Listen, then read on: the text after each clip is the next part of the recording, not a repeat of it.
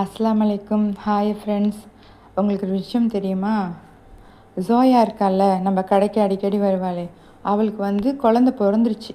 குழந்த பிறந்து ஒரு 4-5 நாள் ஆயிடுச்சு போல். எனக்கு முந்தானத்து தான் தெரியும். அவள் கடையை கிராஸ் பண்ணி போகும்போது வயிற்றுல குழந்தை இல்லை. என்னடா இது, வயிற்றுல குழந்தை இல்லையேன்னு சொல்லிட்டு நான் பின்னாடியே போகிறேன், அது எங்கேயாவது போட்டு வச்சுருக்கோன்னு சொல்லிட்டு.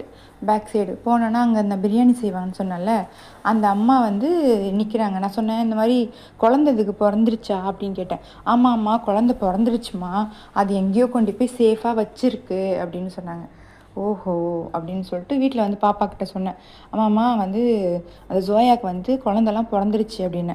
அதுங்காட்டி அவள் சொன்னா, அம்மா தூக்கிட்டு வாம்மா, நம்ம வளர்க்கலாம் அப்படின்னா. நான் சொன்னேன், இந்த பூனையோட அந்த பூனை விட்டால் செட் ஆகாது, இருக்கட்டும், நான் வேணா அங்கேருந்தே பார்த்துக்கிறேன் அப்படின்னு சொன்னேன். இன்றைக்கி திடீர்னு சாயங்காலம் கடைக்கு கத்துறா, ஏதாவது சாப்பிட வேணும்னு சொல்லிட்டு. அங்கே வடை தான் சுட்டுட்டு இருந்தோமா.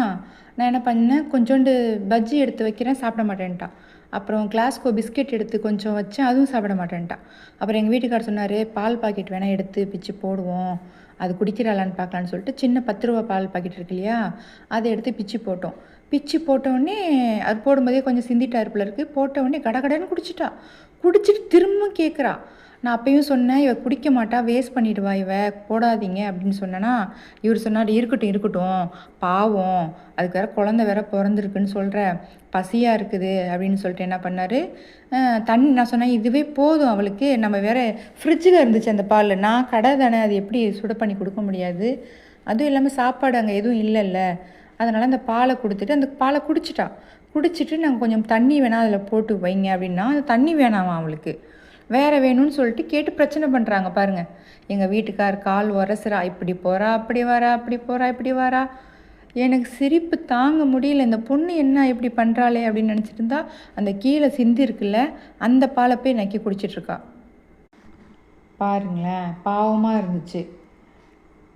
அது எவ்வளோ நாள் பசியாக இருந்துச்சுன்னு தெரியல. ஆனால் இன்றைக்கி அவங்க பிரியாணி போட்டிருந்தாங்க. எப்படியுமே அங்கே இந்த சிக்கன் மட்டன்லாம் க்ளீன் பண்ணும்போது இவ அங்கே அவளுக்கு கொடுத்துருப்பாங்க. நேற்று அவங்க கடை போடலை, இன்றைக்கி தான் போட்டிருந்தாங்க. இவர் சொல்கிறாரு, பாவமாக இருக்குது பார்க்குறதுக்கு, அயான் நானியோட ஃபுட்டு இருந்துச்சுன்னா கொண்டாந்து கொடுத்துடு இதுக்கு அப்படின்னாரு. அப்புறம் அயானுக்காக ஒரு ஃபுட்டு வாங்கி வச்சுருந்தேன்னு சொன்னல, அது இருக்கா அப்படின்னு கேட்டார். இல்லை அது இல்லை, ஏற்கனவே இருந்த பூனைக்கு எடுத்து போட்டுட்டேன் அப்படின்னு சொன்னேன். இவர் உக்காந்து அந்த பூனைக்கு தடவி கொடுத்துட்டு, ஐயோ பார்க்க பாவமாக இருக்குது, எவ்வளோ பசியாக இருந்துச்சுன்னா அந்த போட்ட உடனே அந்த பால் எவ்வளோ சீக்கிரமாக குடிச்சிட்டா பாரு அப்படின்னு சொல்லிட்டு தடவி கொடுத்துக்கிட்டே உட்காந்துருந்தார். பாருங்களேன், ஃபஸ்ட்டெல்லாம் இவர் பூனையை கண்டுக்க மாட்டார், இப்போ பாருங்கள் எவ்வளோ பாசம்.